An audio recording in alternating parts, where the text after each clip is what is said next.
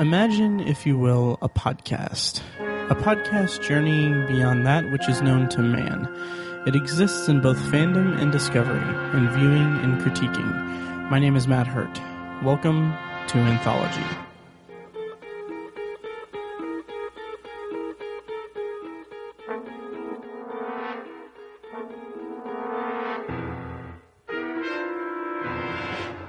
Welcome to Anthology, presented by ObsessiveViewer.com. If this is your first time listening, Anthology is a podcast exploring science fiction anthology storytelling during television's first golden age, beginning with The Twilight Zone. You can find more of Anthology at anthologypod.com, and if you want to contact me, you can tweet me at ObsessiveViewer, send an email to matt@obsessiveviewer.com, or call and leave me a voicemail at 317-762-6099. You can also follow me on Instagram and Letterboxd, where my username is ObsessiveViewer.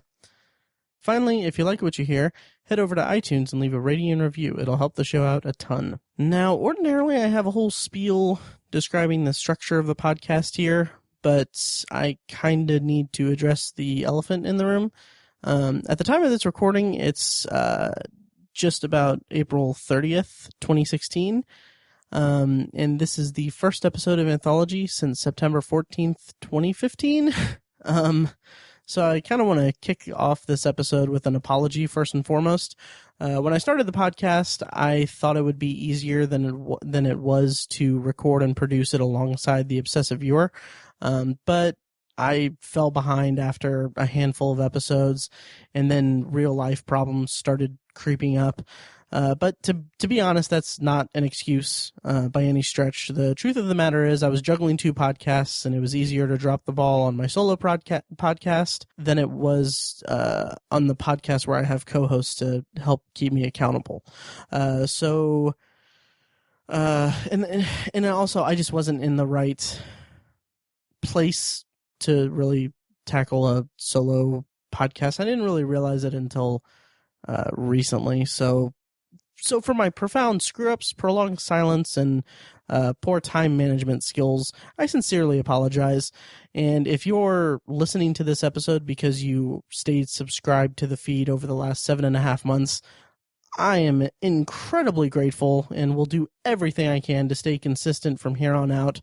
And I really appreciate that you would stay subscribed to it, even though it's a dead feed for the most part for most of a year. So I'm incredibly grateful for that. So thank you for listening. And if you're a new listener, then this is actually a great time to jump into the podcast, because I'm restructuring things slightly and I'm kind of starting fresh because I really want to get this podcast off the ground and accomplish what I set out to do when I started it. Which is to say, I'm still going to be reviewing every episode of The Twilight Zone. That's still the priority, everything, all that. However, now each episode of Anthology will be devoted to one episode of The Twilight Zone, as opposed to me reviewing 2 episodes of The Twilight Zone per episode before the impromptu hiatus. That was just a little too much work on my part, and that's how I got dragged behind a lot. Next up is I'm also going to be putting more emphasis on my personal reactions, interpretations, and criticisms, and just my reviews of each episode. In the past, I found myself getting too overwhelmed by all the stuff I had to compile for each episode. So much so that it actually felt like my reviews of the show were kind of an afterthought. But rest assured, I'll still be including trivia for each episode and things like that. But this podcast is going to focus primarily on my feelings of the episodes themselves as a first-time viewer of the show from here on out, because that's what I intended at the beginning. And I want to honor that kind of thesis statement. In addition to the Twilight Zone episode reviews, I'm going to occasionally review something tangentially related to the episode. This can be a movie or TV episode written, directed, or starring someone from the Twilight Zone episode that this podcast will cover on any given week.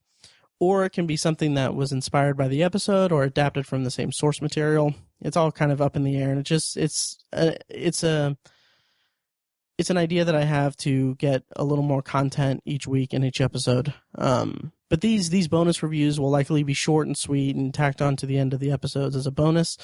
Thinking long term, I think after I finish season 1 of the Twilight Zone, or depending on whenever they do announce Black Mirror season 3, I might add each episode of Black Mirror to the podcast, or I could take a hiatus from the Twilight Zone and cover Black Mirror for a few months after I finish season 1 of the Twilight Zone. I don't know. It's up in the air. If you have any thoughts on that, email me and let me know what you would like to hear. So, having said that, today on Anthology, I will be reviewing season 1, episode 11 of the Twilight Zone, titled "And When the Sky Was Opened," which aired on December 11th, 1959. After the review, I'll wrap up the episode with my brief thoughts on 1957's sci-fi film The Incredible Shrinking Man, which was written by Richard Matheson, whose short story Disappearing Act was the basis for this episode of The Twilight Zone. But first, actually, there was a bit of news about The Twilight Zone recently that I want to go over here before I get into my review and everything. So, back, I think it was April 18th, The Wrap reported that there's an interactive The Twilight Zone series on the way, and BioShock creator Ken Levine is set to write and direct the pilot. So I'll read a little bit here and there from the article. This article is actually from /film that I'm reading from. Interlude, an interactive media company, has signed a deal with CBS to produce a series that will allow viewers to interact with the show as they watch it. Specific details remain under wraps, but they toss around phrases about audiences being able to, quote, step in and become a part of the story and, quote, change and adapt the story based on what he or she feels.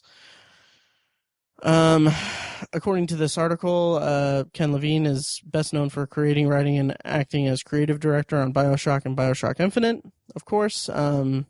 Massively popular games and very story-driven themselves. There's really not much detail about what this new Twilight Zone will be. There's some speculation and everything, but I guess the bottom line is that they want an interactive experience with the show. There's some more quotes here and there. I'm searching for them now. Quote, as with all interlude videos, viewers can return repeatedly and have a different viewing experience each time. And so that's, I don't know, if this gets off the ground, I have some reservations about it. For context, as I'm recording this, I don't remember when this was, like last year, maybe sometime last year, CBS announced that there's going to be a new Star Trek series on their CBS All Access app for a monthly, I think a monthly payment of like $5. You get access to CBS's content on their app, and that's where the new Brian Fuller run Star Trek series is going to live exclusively. So I'm kind of wondering if the idea behind rebooting the Twilight Zone and creating an interactive experience, I mean, that's ripe for an app experience and everything.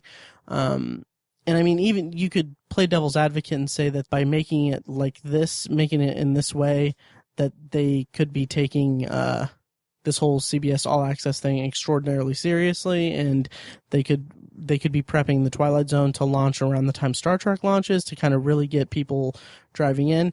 And I can respect that and everything, but I have some qualms about the interactive experience idea. And granted, like, this is my 6th episode of Anthology and my 11th episode of the Twilight Zone that I'm going to be reviewing, and like the whole conceit of this podcast is that it's my reviews of it's my reviews of the show as a first-time viewer. So I'm 11 episodes into this groundbreaking, iconic series. So I can't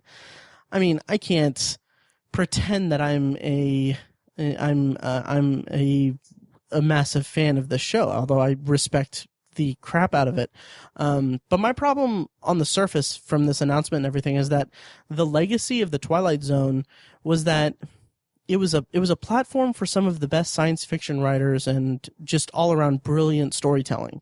And if the show is being created as an interactive thing, I don't see how it would continue that legacy. And this can kind of get more into the debate of video games versus movies, or video game versus movies as art, and all that stuff, the stuff Roger Ebert was talking about. And now that I'm saying that out loud, it kind of seems a little arrogant of me to discount this as from the interactive thing. But all I keep coming back to is just I fear that this iteration of the Twilight Zone won't be as conducive to the brilliant storytelling and the great. It won't be a great platform for spectacular science fiction writers and writers of our time, as the original series was, because they'll have to be writing around the interactive nature of the show.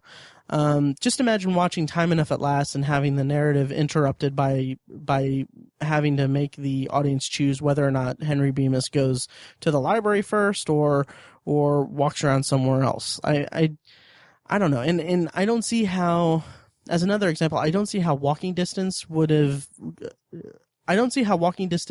lose its emotional pull if the viewer is able to, as it's quoted in the article, step in and be a part of the story.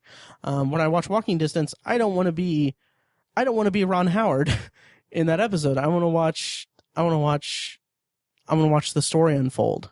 And it does. That's why it's one of the best episodes of the series so far, and one of the most respected episodes of the series, is because of that emotional pull and everything. I don't know. I mean, I'll reserve judgment, and I'm sure that anyone listening here knows the Twilight Zone a lot better than I do as of right now, since I'm just now starting out into this whole thing.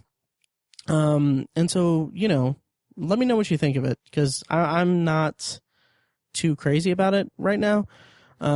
But we'll see if and when it happens. I don't see how it could not be a gimmick. But I'll be super happy if I'm proven wrong and it actually does come up. But I mean, if there is a Twilight Zone, maybe that's my underlying thing, is that if there's a Twilight Zone and a Star Trek series, both on the CBS All Access app, I'm gonna begrudgingly pay the $5 or $6 to get this content. And maybe that's what's got me more skeptical than anything. So let me know what you think of the new Twilight Zone pitch or news item from a couple weeks ago. So with that out of the way, let's go ahead and get into my review of And When the Sky Was Opened. I'm going to go ahead and start out with an episode summary. That there are going to be spoilers in this entire summary and the rest of this episode, so be warned. 3 astronauts flying the X-20 into space for the first time disappear from radar on a test flight, then reappear. However, all is not as it seems upon their return to Earth. After they crash land, Major Gart is sent to the hospital with a broken leg. The other two, Lieutenant Colonel Forbes and Colonel Harrington, are quickly discharged from the hospital with no problems. During the evening, the two go to a bar. There, Harrington suddenly gets a strange feeling as if he no longer belongs in the world. He phones his parents, but they tell him they have no son. Then Harrington mysteriously disappears from the phone booth, and no one but Forbes remembers his existence. The headline in the newspaper first says 3 spacemen, then 2 spacemen. Forbes tells his story to Gart, who says he does not know any person named Harrington. Then Forbes looks in the mirror, but there is no reflection of him looking back. Forbes snaps and runs out of the room. By the time Gart gets up to run after him, Forbes has mysteriously disappeared too, and nobody remembers him. After getting back into bed, he notices the newspaper says Lone Spaceman and falls back in horror. Then he too disappears. The aircraft has vanished as well, wiping all evidence of the program off the face of the Earth. Okay, so this episode stars Rod Taylor as Lieutenant Colonel Clegg Forbes. This is his only Twilight Zone episode. It also stars Jim Hutton as Major William Gart, also his only episode of the Twilight Zone. And then rounding out the 3 spacemen is Charles Aidman, who plays Colonel Ed Harrington. This is his first of 2 Twilight Zone episodes.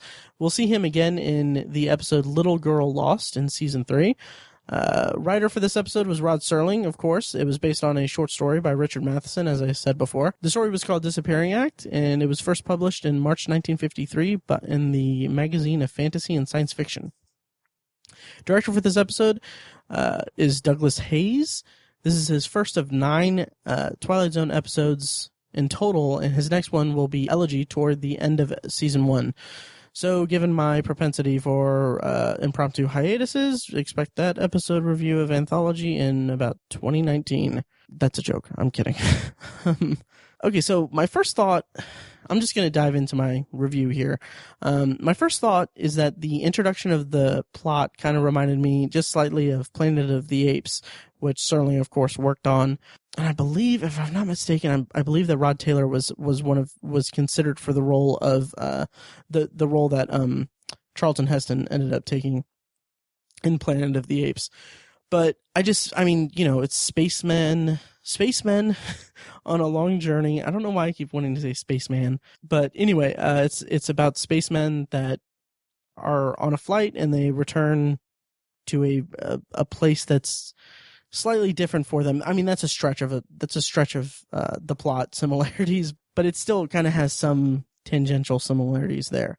They both involve spacemen, and it's science fiction. The immediacy of the plot is incredibly effective. What I really like about it is how we're introduced to the pilots after one of them has already disappeared. So Forbes confronts Gart, who's in the hospital, and right from the start, you get the sense that he's paranoid, he's freaked out, and you get the sense that something is amiss here, and you don't really quite know what it is until he explains it to you. And I just thought that was a really good introduction and a really good hook into the episode. And it's kind of funny because this episode, I'll talk a little bit more about this in a bit, but it shares some thematic similarities from my perspective to Perchance to Dream, and one of which is that this episode has a very long extended flashback sequence. But I'll get more into the similarities here in a bit. But the concept of the episode, the concept itself is, ripe for this television series, really. What the Twilight Zone is so effective at is playing with characters' perceptions of things.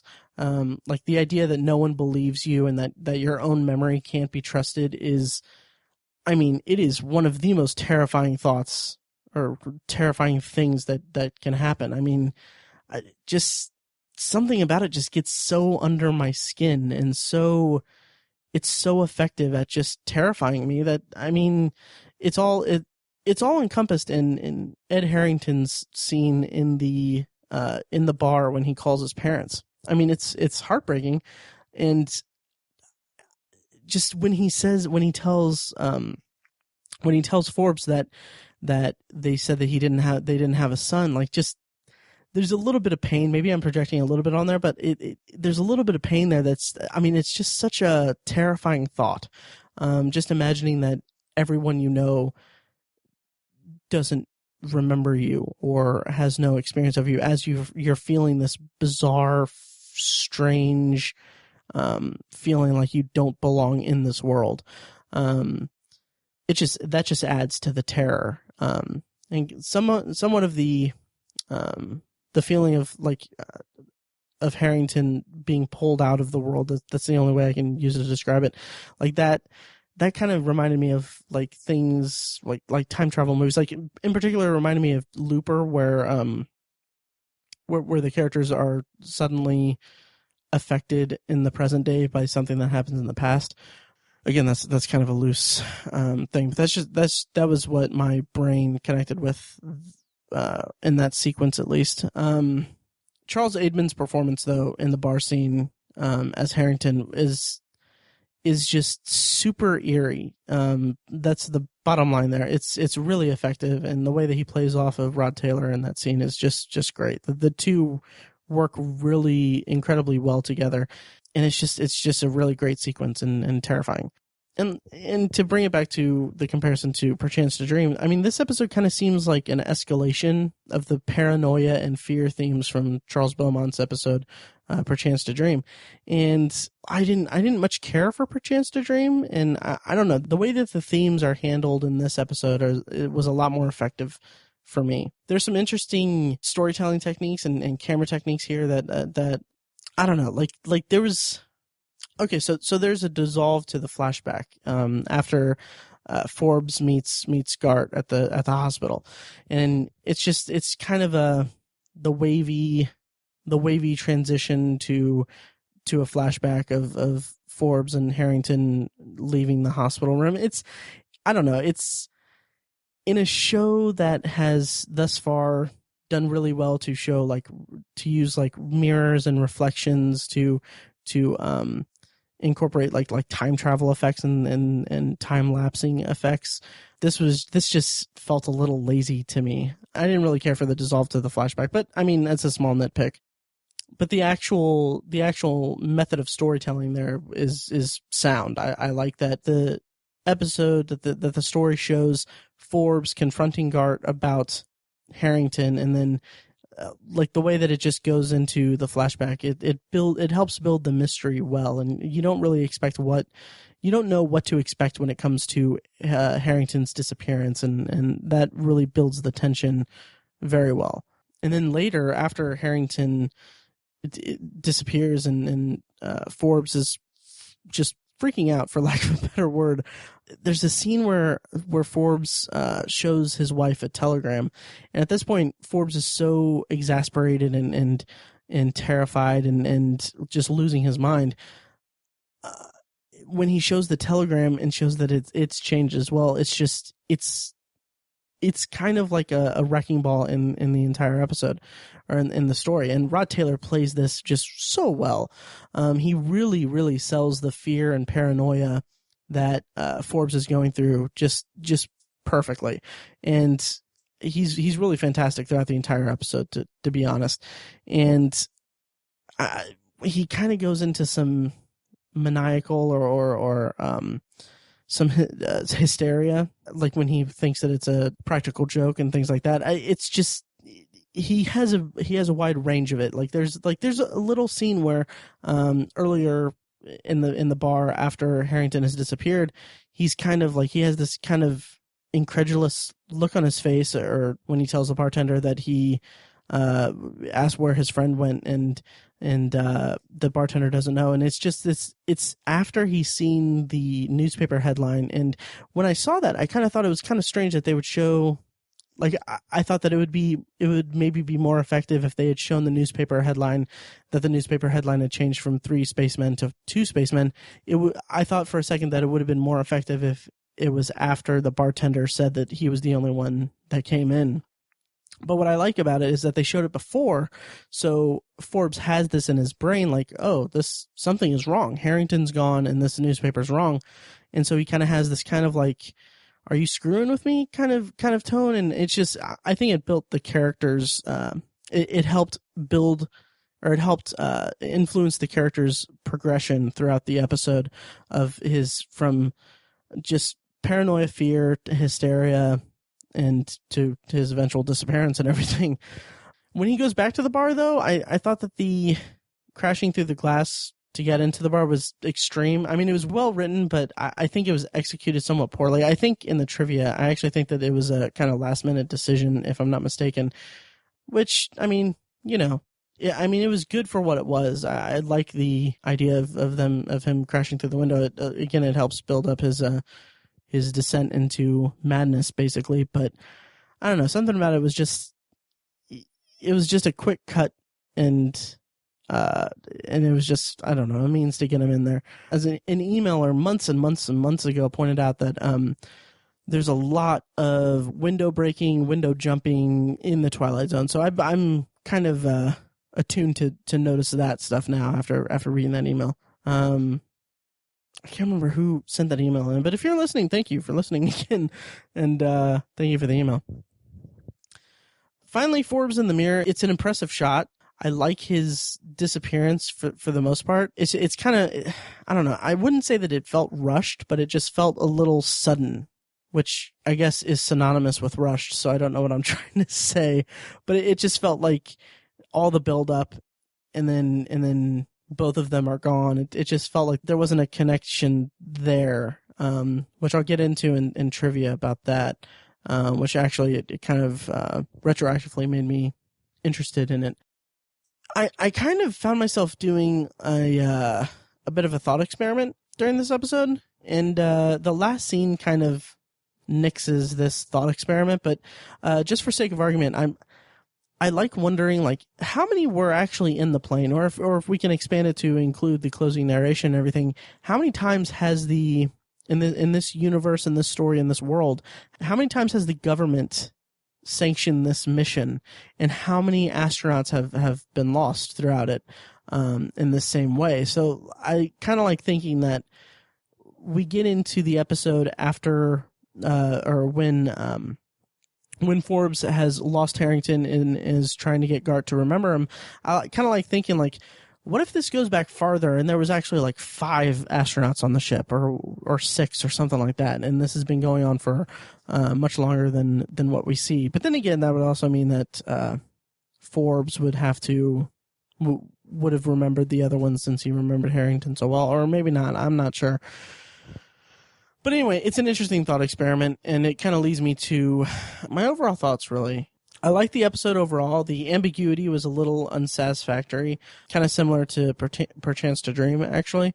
But I was really involved in the episode's frantic depiction of fear and paranoia, and I thought that Rod Taylor just was fantastic.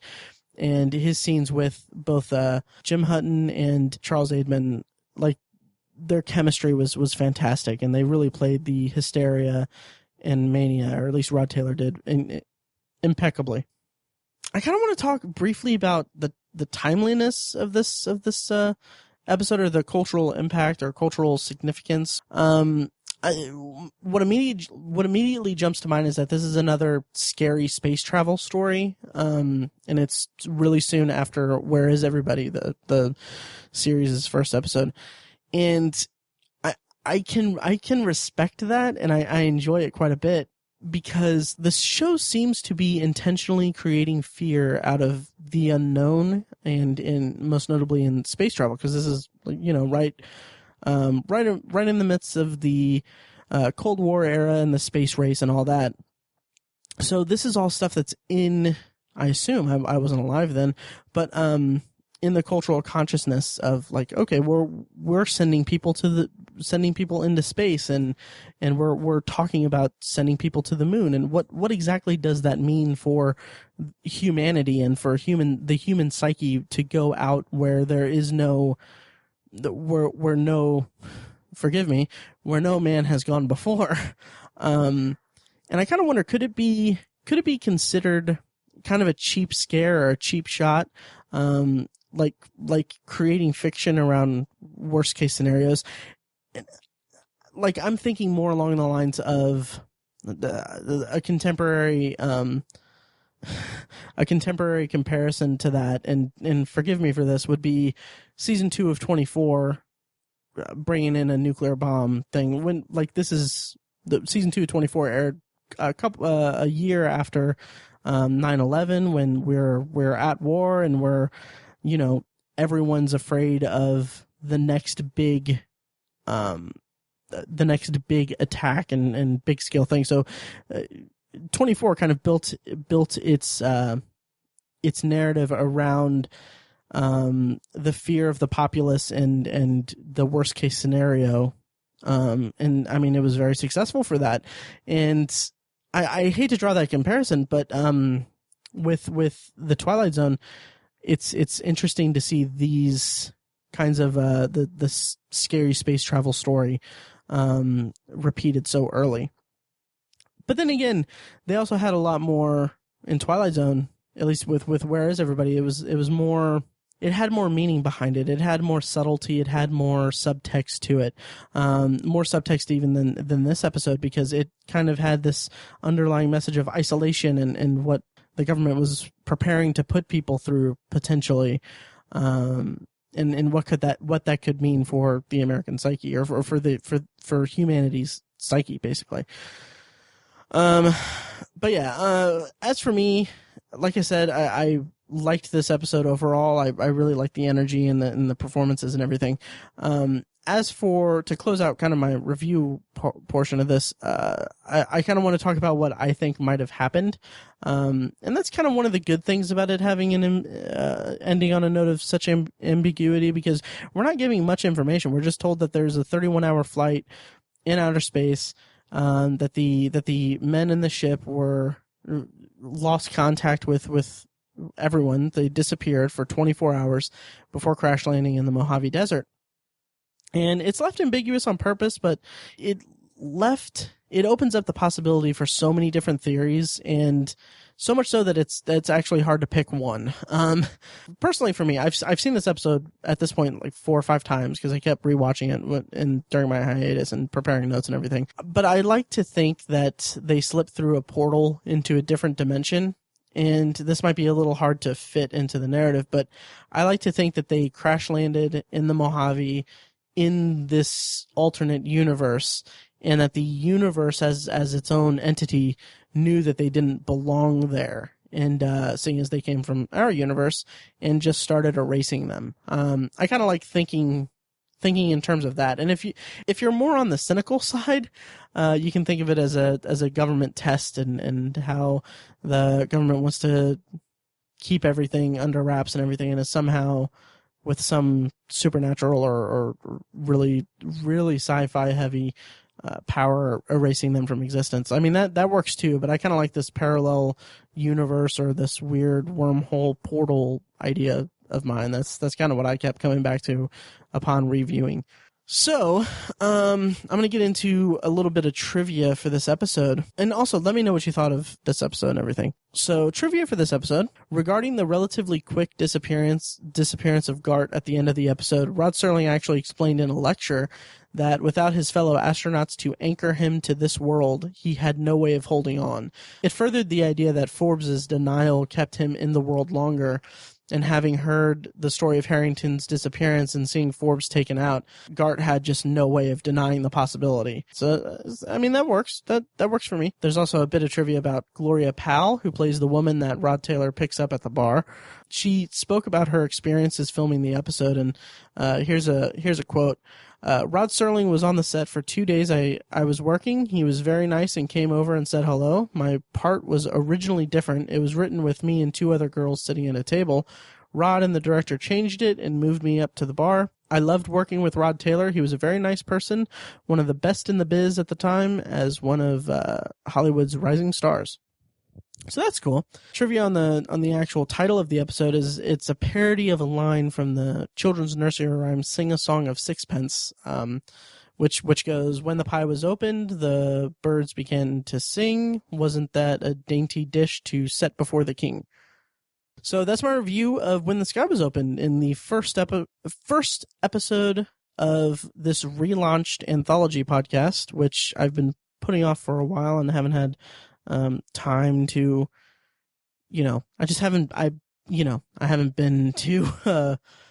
haven't been able to get back into it, but I'm getting back into it, and I'm focused, and I'm prepared to get this off the ground and running. And once again, I apologize for the long hiatus, and I hope you guys forgive me. Also, during this hiatus, I was really hoping that I would get the Blu-ray collection of the Twilight Zone, the complete Blu-ray collection, with all the special features and with like lectures and commentary and stuff like that.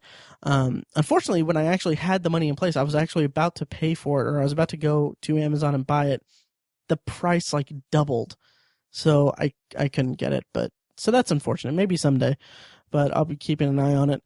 So as I said, I'm going to close out this episode with my brief thoughts on The Incredible Shrinking Man. But first, here's a highlight from episode 158 of The Obsessive Viewer. It's a weekly movie and TV podcast I host with my friends Mike and Tiny over at obsessiveviewer.com. Okay, that's fine.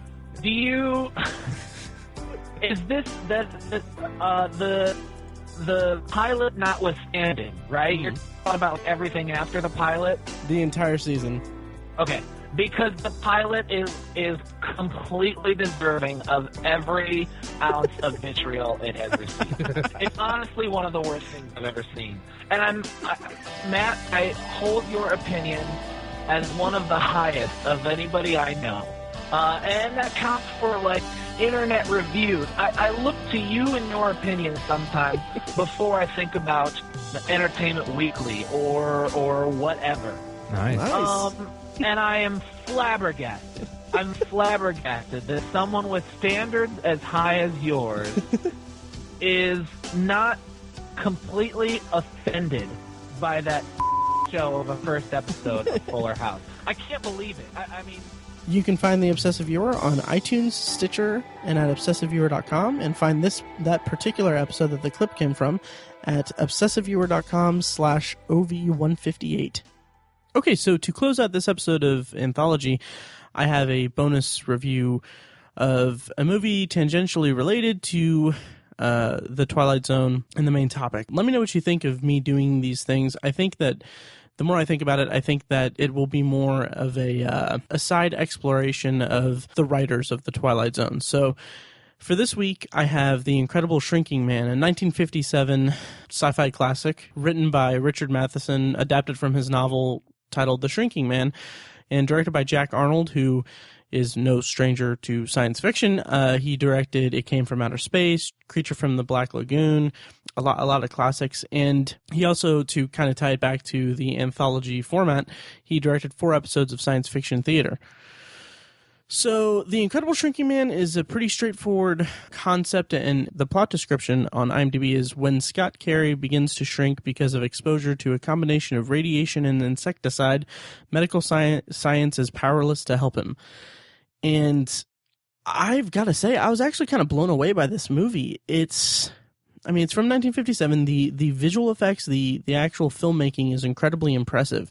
And the premise for the movie itself, the actual plot and everything is just ripe for the visual medium. And it made me wonder how good the book is, and it made me realize I don't think I've ever read anything of Richard Matheson's, and I'm going to have to really step up my game and do that, because this premise and the way that it was handled in the film was really, really intriguing to me. And I like that throughout the movie, it's got an incredibly tight structure.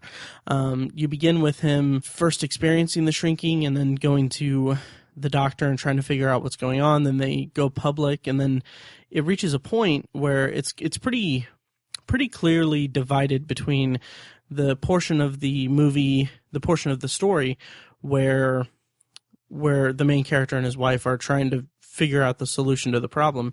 And then an event happens, and I think it was about midway through the movie, where something happens that drastically changes the main character's plight. At that moment, Scott Carey becomes a survivalist. He is pretty much... he finds himself in a new world. It's the basement.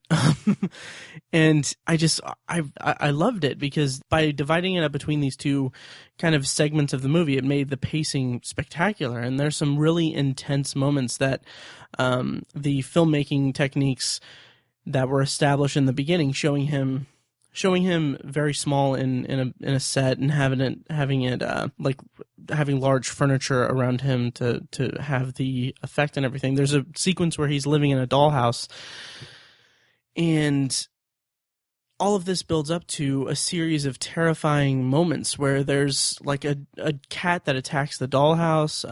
There's the horror of Scott being trapped in a box after falling a great distance. And then it just ratchets up the tension from there. There's a really intense scene with the mouse, with a mousetrap where he's trying to scavenge for food. And it's just really spectacularly done. And by the end of it, he's kind of faced with this ultimate threat. And it's really fascinating to see how the character progresses throughout it, because he becomes this resourceful, brave person who's fighting for his survival, and he's up against this spider monster, as he puts it, that's frankly, I'm an arachnophobe, so it was absolutely terrifying, like genuinely terrifying.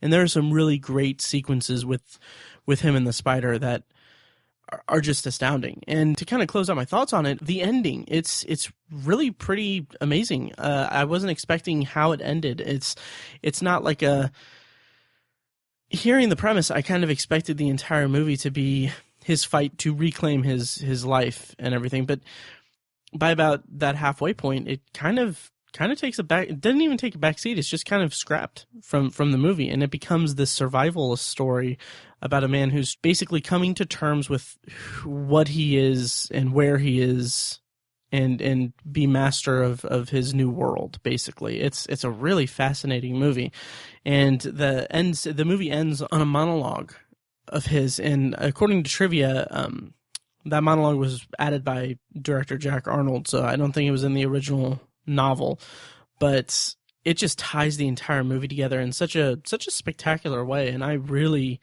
really enjoyed it quite a bit. So that's The Incredible Shrinking Man. I rented it on Google Play for like $3. It's also available on Amazon Video for like $3. Definitely worth it. It's a really, really great science fiction movie from 1957 with some of the special effects are a little, obviously they haven't aged well, but for the most part, like the actual filmmaking, the special effects, the tricks used to give us that optical illusion of him being much smaller than other people in the frame are just really kind of jaw-dropping, to be quite honest. I really enjoyed it. All right, so that's going to just about do it for us here at Anthology, which is just me. I want to take a moment just to thank everyone for listening, and like I said, I apologize for the long delay. I'll be back again, and I'll get back into the swing of things with this.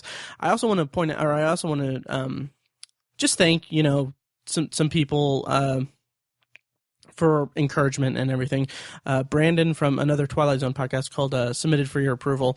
I've been emailing him back and forth the last couple days, and he's super cool, super supportive and everything. So I appreciate his help in building me back up to get me back to releasing content here. And also Jeff Palermo from Sci-Fi on Screen. He's been a huge inspiration to me because he has a freaking spectacular one-man podcast, and it's every time I listen to it, I think of Anthology and how much I want to get back to it. And I've been listening to it for a while, and I just really appreciate his approach to his podcast and the one man podcast format, and that goes as well for the host of the Stephen King cast, which I've been listening to lately. So yeah. Anyway, that about does it.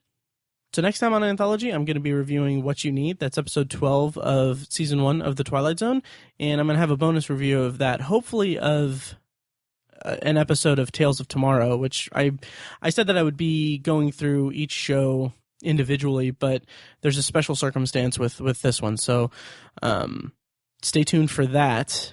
That should come up next week, and thanks for listening, guys. I really appreciate it, and I hope to hear from you guys and feedback on this episode and what you thought of And When the Sky Was Opened, and also The Incredible Shrinking Man, what you thought of that. You can find me at all the usual places. I have a pre-recorded outro I'm going to play after this. So, yeah, it feels good. It feels good to be back, guys. So, I'll see you guys next week.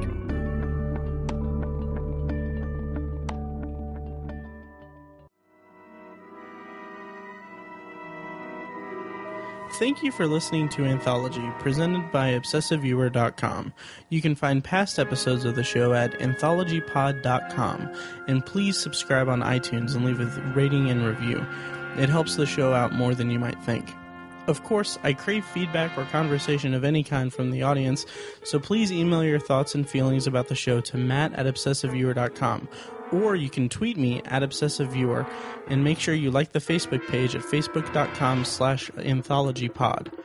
Of course, you can also leave me a voicemail at 317-762-6099 for a chance to have it played on the show. If you like what you've heard here, I urge you to check out The Obsessive Viewer, a weekly movie and TV podcast I host with my friends Tiny and Mike.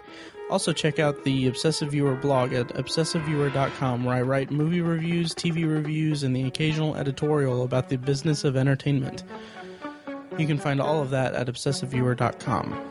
If you want even more obsessive content in your life, subscribe to the Obsessive Viewer subreddit at r/obsessiveviewer, and check out obsessivebooknerd.com for book reviews, author spotlights, and a general celebration of reading. Finally, if you're philosophically curious, check out my friend Tiny's side project podcast, The Secular Perspective, which explores the concepts of faith, religion, and existence from the perspective of secular hosts. You can find that at thesecularperspective.com. Once again, thank you very much for listening, and I'll see you next time.